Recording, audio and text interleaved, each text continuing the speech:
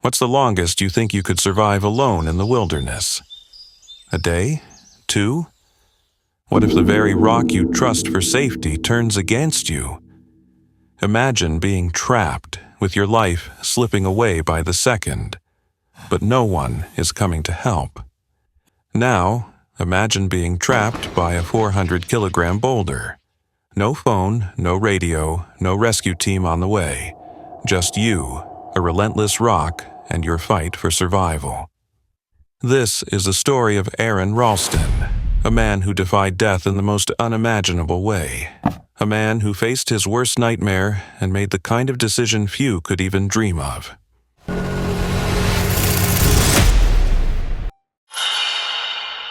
It was 2003 when Aron, an experienced hiker, stepped into Blue John Canyon, Utah, expecting a simple adventure. But in one split second, his life turned into a nightmare. The earth shook.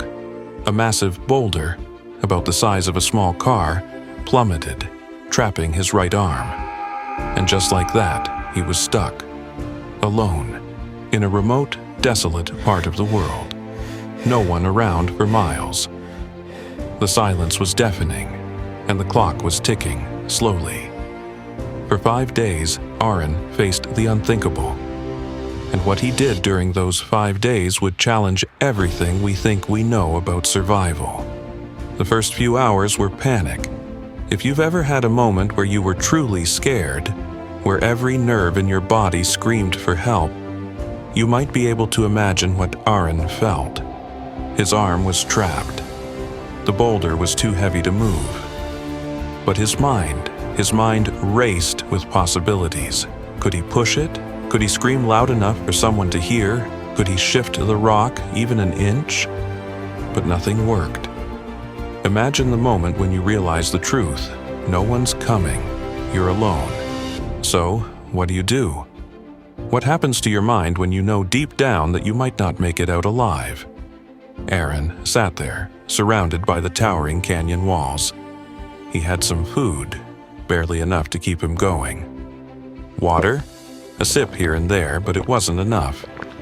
And the hours stretched. The second day passed, then the third. And as the sun set again on the fourth day, something inside Aron shifted. He made a choice. The kind of choice that most people will never be forced to make. If you had to, how far would you go? What if your only chance of survival required you to hurt yourself? What if you had to amputate your own arm to get free? Most of us would break at the thought, but Aron didn't break. In the depth of his isolation, the weight of the situation pressing down on him, Aron did something we can hardly imagine. He reached for his knife, a small, dull tool, nothing more than a hiker's utility blade. And he did the unthinkable. He began cutting into his own arm. What would that feel like?